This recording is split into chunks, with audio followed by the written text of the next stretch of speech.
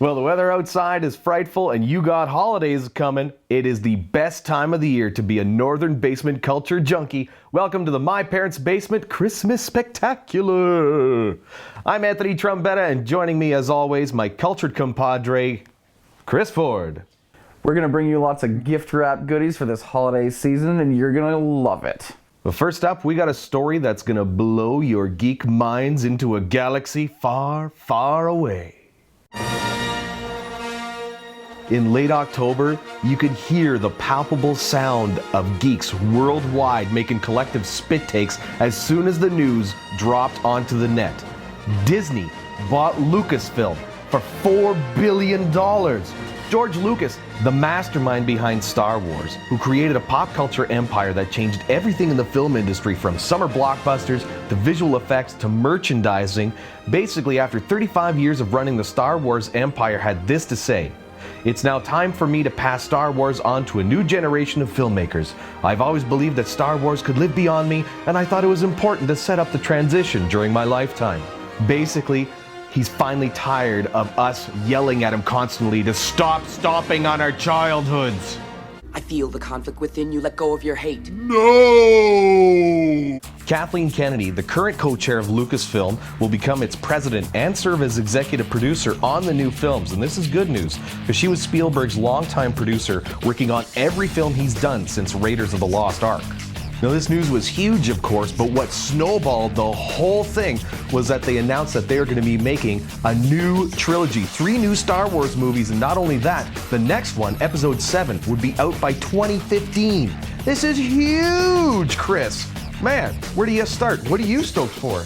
Well, I was really excited. When I read it, at first I thought it was a joke because it seemed so crazy, but I instantly got very, very excited. This is like our man on the moon moment for nerds worldwide. The fact that Lucas isn't going to be touching these films anymore and it's going into Disney's hands, that's actually a pretty good thing. Hopefully they know better than to add another Jar Jar Binks. Well, look at their track record so far, what Disney already has under its wing. They've done pretty good, right? Absolutely. They acquired Pixar and they've been doing nothing but good work with them. The Muppets, they've resurgenced them. Is that a word, resurgence? It is now, yeah. And then the big one, Marvel, right? Yeah, great. They bought Marvel and they've been just skyrocketing ever since, and they played it so well leading up to the Avengers. Like, they paced it perfectly, they cast it well. Yeah, well, exactly. Because of all that, I'm going to give them the benefit of the doubt. Okay, so one thing to really get stoked about is the writers that Disney's got slated for these next few movies. The big one that first came out was that Michael Arndt will be writing the next one coming out for 2015. He's the guy that wrote Little Miss Sunshine, which was huge, but he also wrote my favorite movie of all time, Toy Story 3. Fantastic movie. One of the best. So I think the script is in good hands that way. But for the next one's other big news too, eh? Lawrence Kasdan. This guy wrote Return of the Jedi and Empire Strikes Back. This is what you really, really want to get crazy about. He's going to be writing the second and third movies in the new trilogy. This guy helped create Star Wars in the first place. And of course, the next big thing we're waiting for, what's Disney going to do with the original movies? Because that's, of course, the thing we're so glad that he's not going to touch them anymore, because that was the problem. He'd stick his fingers in the business when they did the re-release in the late 90s, and then he was like, oh, I know what this movie always needed, a giant lizard right there. And then he just messed everything up. He ruined Jabba with all those remastered. Han shot first. Can we all say that together now? Absolutely. I'd love to see Disney put out the originals on Blu-ray. That's what we're hoping for. I'm not even completely sure if I've even seen the original theatrical cuts. That's the thing of it, right? I mean, the re-releases got me to see them in the theater, which felt nice, but it also felt cheap. I felt cheap and used, basically. I know, only on VHS or Laserdisc can you see the originals. That's a freaking shame. And who has a Laserdisc player these days? What's a Laserdisc? Okay, so there's a lot of positives on this thing, but we're not out of the woods completely, right? There's two things we got to worry about. First one, casting. Who's it gonna be? Are they just gonna go with a big no name or a big name? What's gonna happen? I don't know, like, basically, the way Disney played it with Marvel was, they cast big names, but they picked their spots really well, I felt. And if they do that, if they continue it that way, they'll be good. I just don't want to see Hayden Christensen again. That guy was horrible. Well, they could just go with the original formula, right? The originals had completely unknown actors, and it worked out great, so... Wasn't Harrison Ford like a carpenter or something on the set? Something like that. Yeah. And he wants to come back. Why wouldn't he? This made him in the first place. He's one of the original 1970s badasses. I'm going to be the first to say I don't think it's necessary that the original cast comes back, because then they're just going to have to figure out some oldified role, and here's, here's Emperor Luke, getting my laser mail. I don't think it's necessary. Like, if they're going to continue on with the story anyways, a recast is fine. It just, like, if I see Kirsten Stewart in this thing, my head's going to explode. I can see Luke coming back as like an old Jedi ghost, though. I would be okay with that, a la Ben Kenobi, right? Another worry, who's going to direct this thing? Already big names have backed out. Spielberg said no, J.J. Abrams said no, Brad Bird said no. Right off the bat, before I even knew he was rumored, I was hoping Brad Bird would direct. I really, really like The Iron Giant as far as animated movies go. Yeah. And Mission Impossible 4, he nailed it. But honestly, I don't know who I would be completely comfortable with. Well, I'd love to see Disney, now that they own pretty much everything, they could afford any director they want. Why not go like Scorsese? Why not just go like completely out of left field? Let's get a big, huge name director, direct the next Star Wars, Scorsese's Star Wars. I get the Gabagool and the What's the Matter You. Hey, why not? It's not a bad idea. Well, we'll keep you posted on all the news as the story develops. I'm sure you'll be on it as well. Now, I know this is a monthly show, but let's go back to Yellowknife and see what Kyle's going on with his app of the week. Hey, welcome to App of the Week. This week it's a double header with two apps in one segment, and it's all about your cellular data usage and speed. Now, I have my iPhone 5 pretty much with me everywhere. It even lies on my bed with me while I'm sleeping. That's a little weird, I know. But I'm always concerned about the usage when I'm using it day in, day out. Am I going to go over my limit? Do I have to pay those overage charges? Well, these two apps will tell you not only how fast things are working for you, but also where your usage lies in the month. Our first app is actually speedtest.net. Now, it's a program you can use on your computer, but they also have an iPhone app. You just open up the app, begin the test. And what it's going to do is going to gauge your upload speed and your download speed and how fast it can ping. So it'll find the closest server and then use that. There we go. We almost got 15 megabytes down, which for an iPhone is pretty sweet. And our upload speeds are 2.32. So it's pretty good. What about usage, you ask? Well, we have a solution for that. It's called data usage. It's 99 cents on the App Store. I know it costs 99 cents, but to keep you from paying overage charges, I think $1 for infinity is enough, right?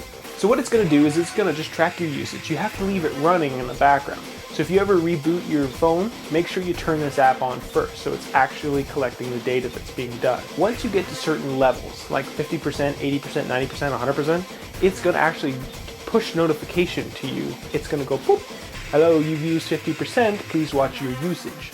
The nice thing is, this phone actually tells you what your daily average is for using data. So if I know that I have only 1 gigabyte left in the month and I've got 2 weeks left, well, if I do the math, I can figure out, oh yeah, that's fine, I'm good, I'm not gonna have to worry. But then I'm like, oh no, I'm gonna go over, I'm gonna have to stop using my phone. Bam, done. I'm out of breath. Got an app you want us to review? Send it in and I'll review it for free. Of course, I'll always review it for free. Why would I not?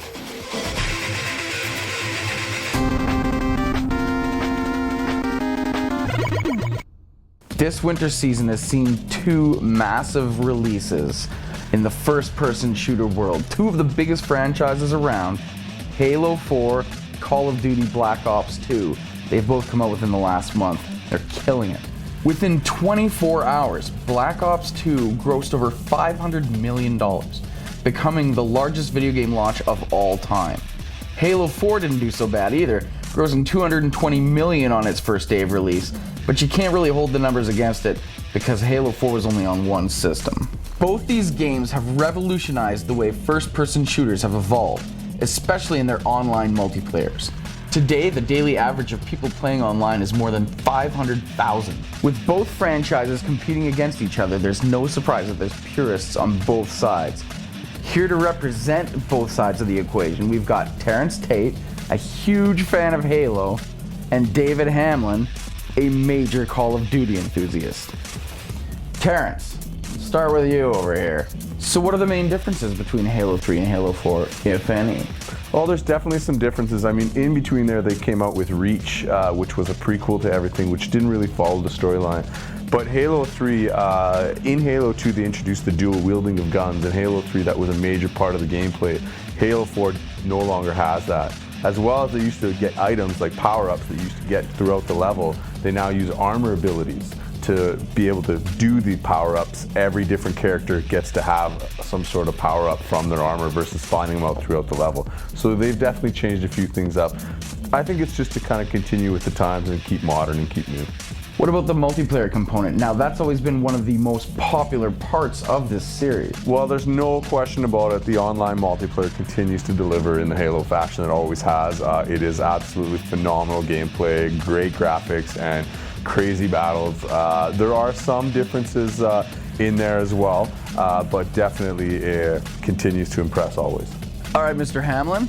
So what are the big differences between the new Black Ops 2 and the first one?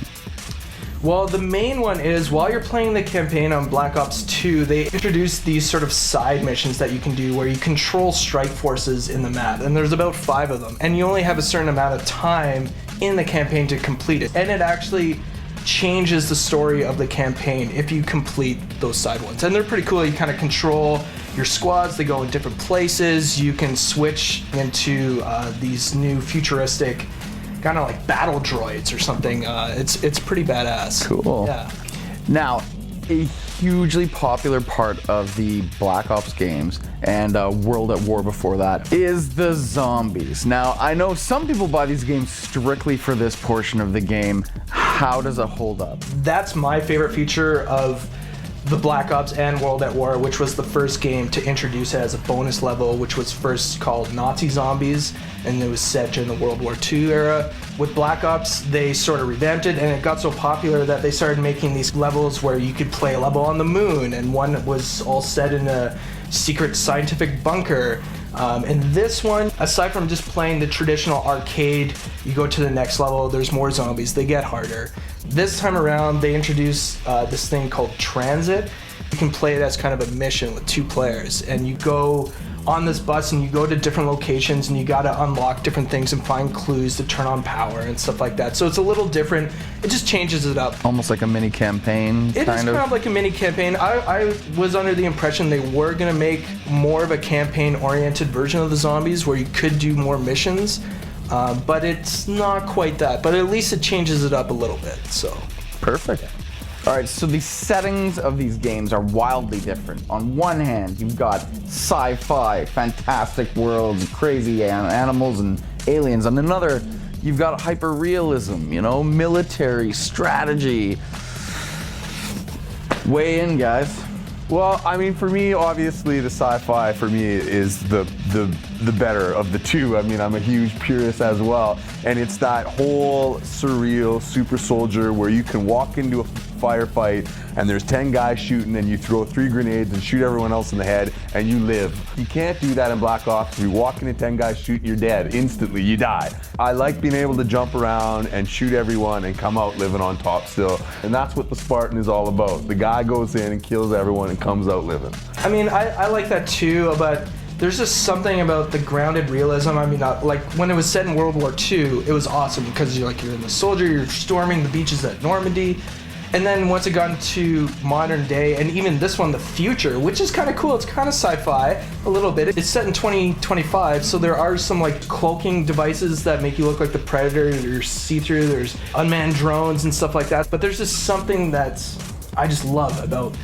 militaristic first-person shooters. Okay, so one of the other big differences is Call of Duty, available on Xbox and PlayStation. Halo, exclusively Xbox 360. Well, I mean, obviously, Xbox is made by Microsoft, so Halo's a Microsoft game, so it was never going to be released on the Sony PlayStation. I mean, that's obvious. I've always been a fan of the Xbox more. I like the controls better. I think they feel better in your hands and stuff like that. But there's no question about it that the Blu-ray system and the Sony actually offers a better product. If it comes down to the actual bones of what's in it and what you can do with it, there's more stuff. It's better all around, but I prefer Xbox. I like the way they set up the controls. You know, and I agree. Like once Xbox came out, I was an Xbox purist. One of the things I didn't like about Xbox is that you had to pay additionally to play online. I totally agree. PlayStation 3, it was just free. Yeah. Plus the Blu-ray feature, that was a huge thing for me being a Cinegeek. I want Blu-rays, and it seemed like the best two-in-one package for me. But I definitely think Microsoft has the right thing to do with keeping Halo exclusively for Xbox, because it really is their baby. Yeah. Much like the Uncharted series is for PlayStation. Absolutely. Only available on those systems. Yeah. I totally agree with you, Dave, 100%. I think that's one of the smartest things they've ever done is keeping it exclusive. If you want to play Halo, you need to own an Xbox. It's that simple. And that game is so worth playing that, they sell a lot of their boxes just because of that. And it's a smart move, and for sure we'll have to see what the new systems have to say about it. Well, Call of Duty, Halo, two fantastic games, two completely different opinions. Now, let's go to Kyle and Yellowknife. Why are we going to Kyle and Yellowknife? For munchies. Hello friends, today we are going to be making garlic bread wrapped meatballs. You heard me right, it's raining meatballs. So the first thing I need to do is turn on my oven to 375 degrees and let that sucker warm up. Boom! So some of the things that you're going to need today. Store-bought, frozen, fully cooked meatballs. Let them thaw out so that you can actually eat them.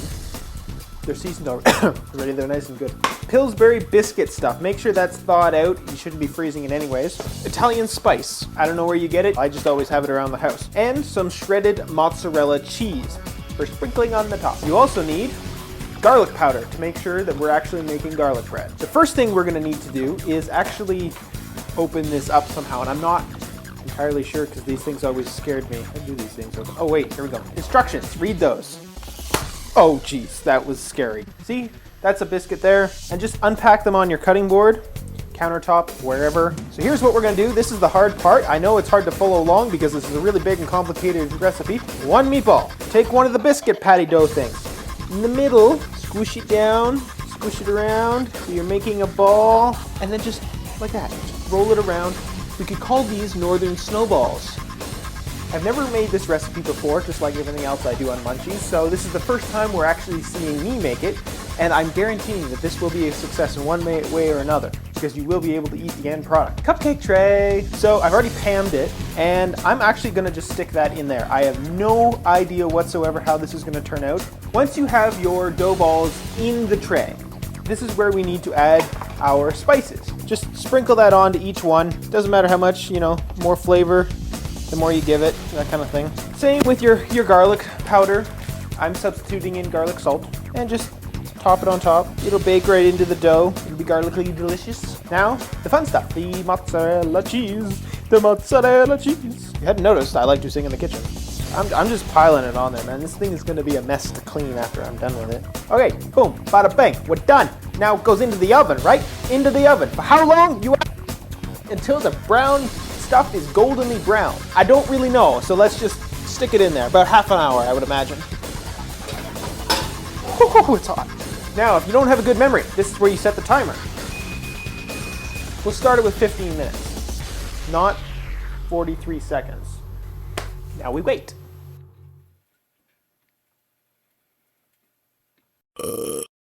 Comic book conventions have gained massive popularity over the past decade. This year, the mother of them all, the San Diego Comic-Con, had over 130,000 people attend. In October of this year, TarmaCon became the first ever comic book convention to be held north of the 60th parallel. It happened at the Yellowknife multiplex. Filled with artists, vendors, comic book enthusiasts, cosplayers, video game lovers, it was truly a place where nerds of every feather flocked together. This is Lieutenant Ismara reporting from Comic-Con.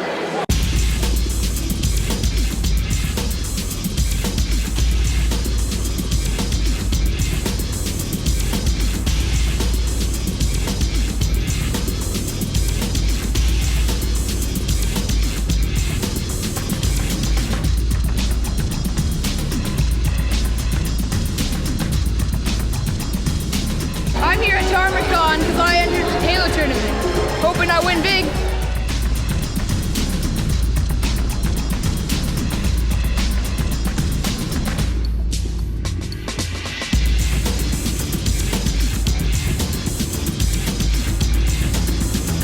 We decided to come to TarmaCon this weekend. It's the first time it's happening here, and we wanted to be a part of a big event.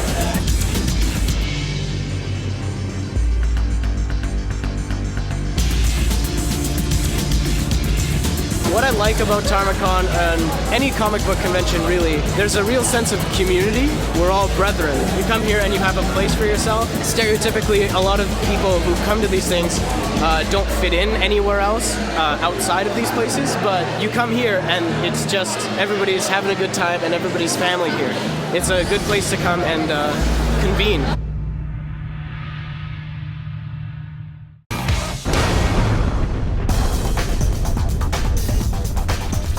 In the first episode of My Parents' Basement, we asked you who would win a fight between Batman and Iron Man in a deep philosophical segment we called Versus. Now we had a lot of submissions, but the winner, there can be only one, Rob Pelche from Whitehorse. OMG, Iron Man hands down would conquer in a fight between him and Batman.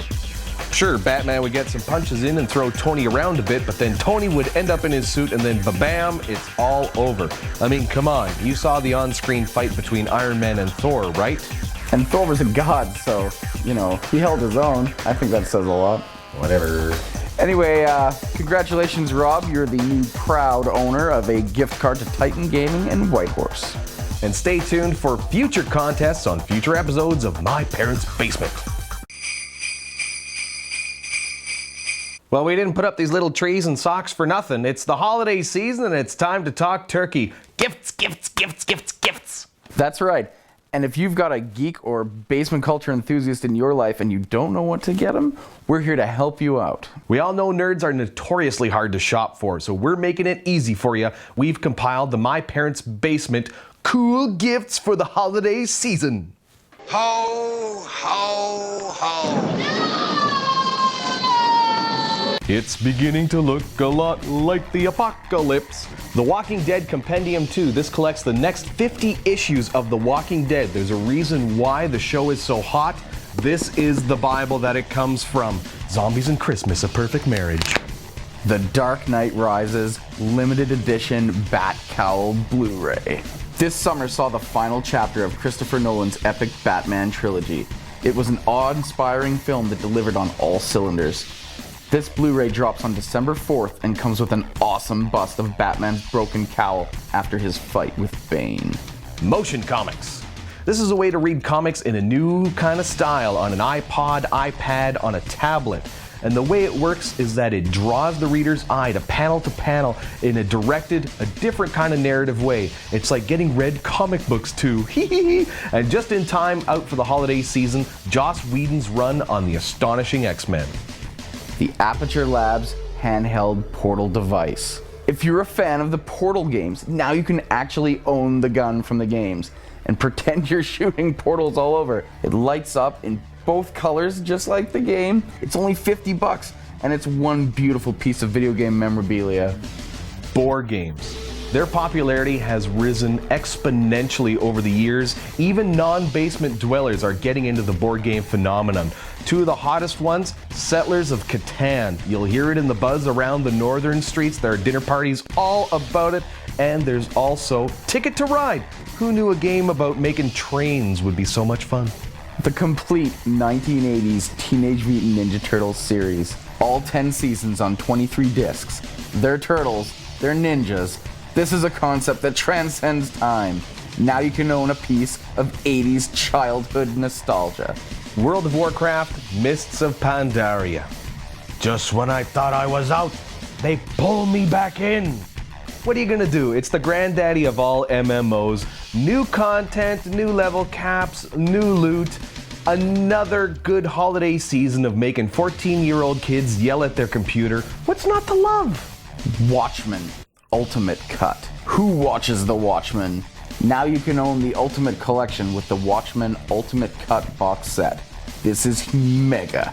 It comes with Zack Snyder's fully uncut 215-minute version of the film that includes Tales of the Black Freighter, the animated short which was a story within a story in the original novel. It also comes with a hardcover version of the graphic novel. And you know, this was listed as one of the 100 best novels of all time by Time magazine. Yeah, exactly. The book was named one of the best, top 20. The film wasn't named top of anything. I wouldn't recommend that film to Hitler. It was garbage. Watch the intro and then toss the rest away. I completely disagree. You know, it's not an easy comic to film, but... Yeah, exactly. That's why they shouldn't have done it in the first place. I'm with the giant hairy wizard that wrote this thing, Alan Moore. This is not a movie. It should not have been made into a movie. This is the only Watchmen you will ever need. This. That's it. No more. No more. It's true. Alan Moore, the guy who wrote it, he did publicly basically disavow the movie. He didn't want it to happen. He didn't think it should happen. But you know what? Screw him. Alright? I think Zack Snyder did about as good a job as anyone could do, and I think it's completely watchable. I watched The Watchmen, damn it. A party of one. I said, leave me alone! And that wraps up our special Christmas holiday spectacular edition of My Parents' Basement. Remember, if you didn't get everything on your Christmas list, that's what Boxing Day returns are for. If you have any questions or comments about the show, feel free to send us a line by email. And while you're at it, don't forget to check out the Northwest Tel Community TV Facebook page. Until next time, I'm Anthony Trombetta. And I'm Chris Ford. Thanks for hanging out in My Parents' Basement. Happy holidays! Ho, ho, ho! So let me tell you why the Watchmen movie sucked.